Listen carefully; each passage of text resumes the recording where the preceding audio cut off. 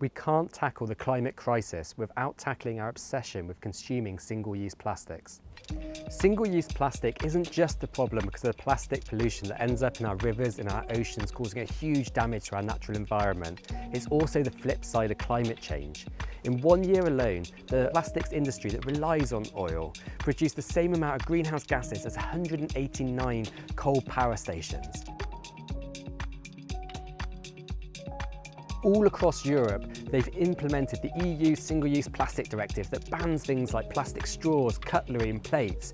But here in England, this is something we haven't been able to do. We were promised a green Brexit where we'll be a global leader on these issues, and already at the first hurdle, we're falling behind.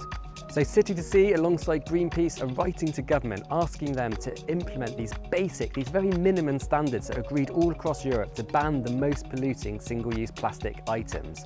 If this government was serious about tackling plastic pollution, there's something they could do right now, and that's to introduce legally binding targets to reduce plastic pollution into the Environment Bill.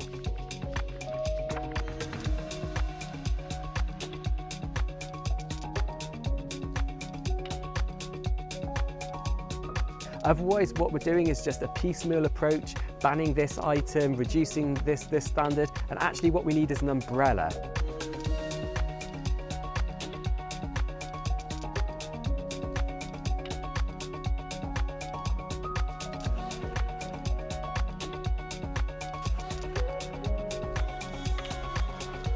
Tackling plastic pollution is threefold. It has to be through politics, whether that be the national government or through the local council here in Bristol. It also has to be through manufacturers and retailers reducing the amount of single-use plastic they pump onto us.